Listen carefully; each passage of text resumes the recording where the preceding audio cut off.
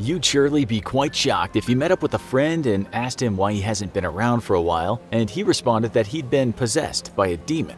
But at one point in history, and still now, people might actually claim demonic possession. Some people might even start speaking in a strange language, what's sometimes called speaking in tongues, or better known to paranormal experts as xenoglossy.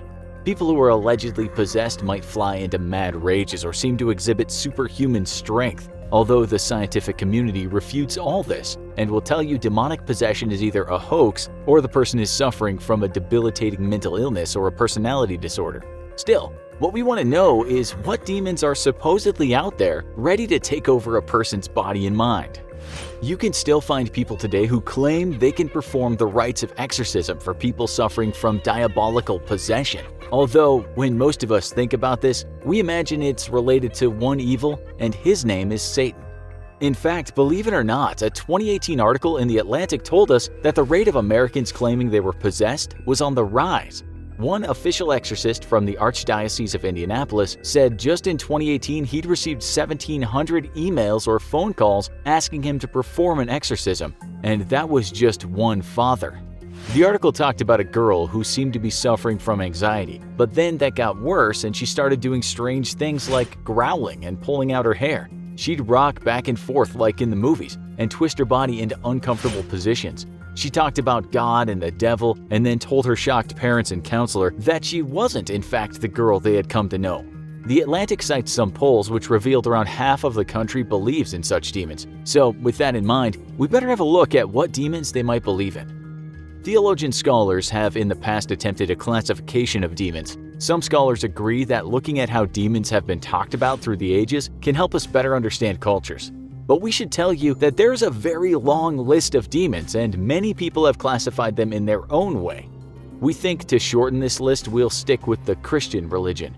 We've done a whole show on Satan before, so we'll try and talk about demons you might not have heard of. We should finally add that while people nowadays may laugh at demonic possession, many people in the past were brutally tortured and killed because they were said to have conjured a demon or been inhabited by one. We don't mean to make light of that. Kumaris. This demon has been described as an old man who rides a crocodile and carries around a hawk. He can do good things such as give a person titles, or bad things such as cause earthquakes. It's said by some people that if you're possessed by this demon, he can teach you all the languages of the world. But there's a downside to this, as all you'll say in those languages are the most offensive things. He'll also send you home if you run away, so he's not all bad. Balaam. This guy is very powerful and, in some texts, is one of the kings of hell. It's said he rules over 40 legions of demons, so he has quite a lot of influence. It might not be all that bad if you get possessed by him because it's written that he can give you perfect answers about the future, the present, and the past. He also has been known to make people witty and invisible. It's said he has 3 heads, with one head being the head of a bull, one a ram, and one a man. Fire might come out of his eyes, and he has a serpent's tail.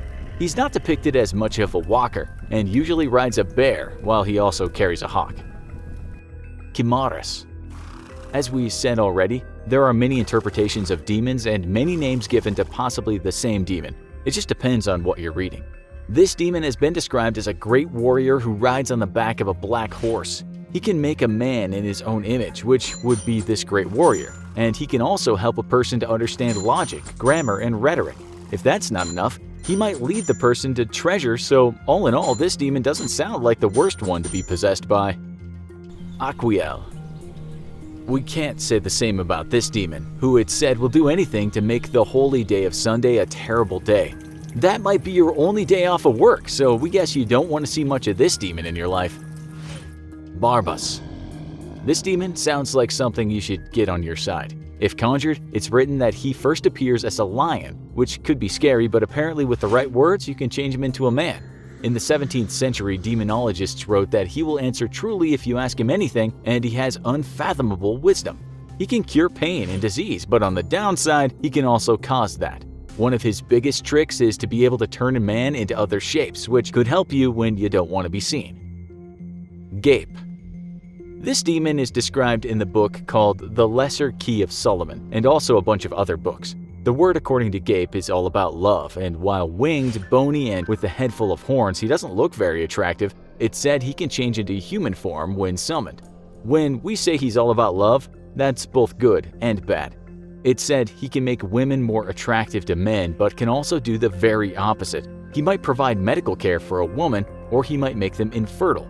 He can make men very knowledgeable, and if asked, he might also make an enemy very dumb. Haemon. If you've seen the horror movie Hereditary, you'll know that summoning this guy might not work out great for everyone. He can provide a person with great knowledge, give a person titles, or reveal hidden treasures, which might be all well and good if it doesn't involve killing many people close to you, as happened in the movie. Marchosius. This is a winged wolf that spews fire from its mouth and has a serpent's tail, and for that reason, once you've summoned it, you might think about turning it into a man. Once that's happened, you'll be given true answers to all questions, and it will be very faithful to the summoner. But in the 1577 hit book, Pseudo-Monarchia Daemonum, this beast is described as being cruel, so we're not quite sure where this demon lands on the good-bad scale. Zepar. This great Duke of Hell looks a lot like a soldier, but his power is to make women fall madly in love with men.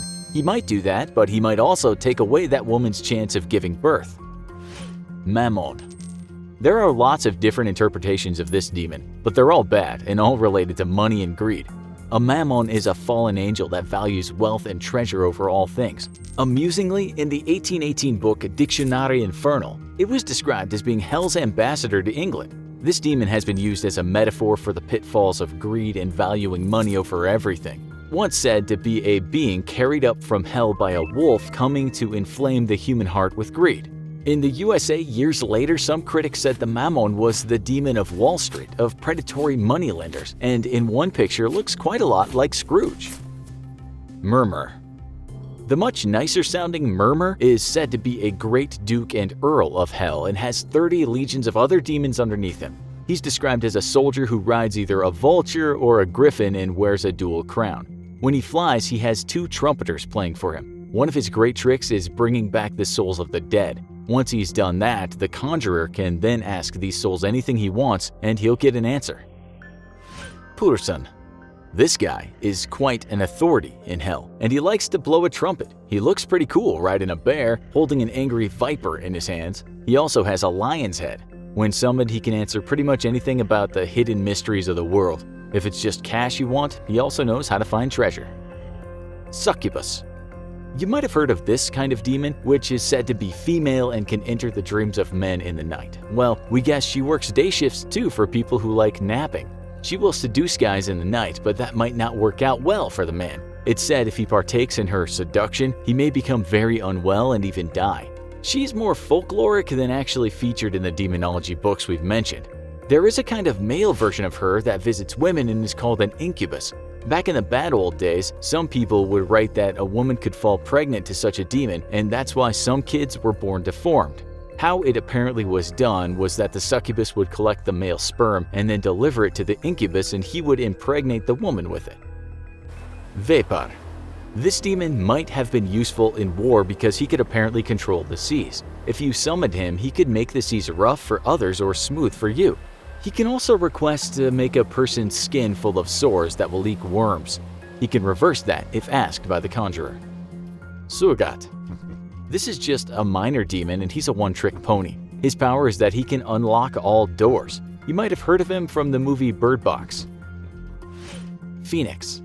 We're told this demon isn't very bad at all and hopes one day to get back into heaven. Apparently, that never happened and won't happen. He will be very obedient to the conjurer and can teach a person about the sciences or the arts. He might even make someone a great poet. He's said to look like the mythical bird the phoenix and can be heard flying around singing songs with the voice of a sweet child.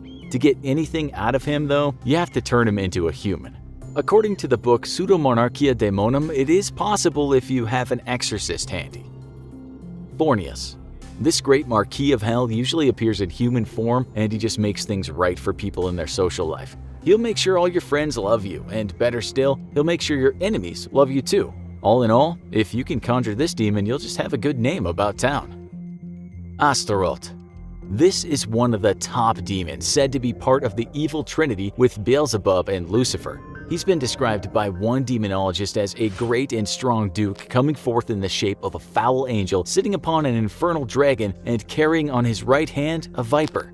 He looks for people who are weak and makes them lazy and full of self-doubt. He can also make men invisible and give them power over the serpents of the world, so we guess like most demons he can grant power and take it away.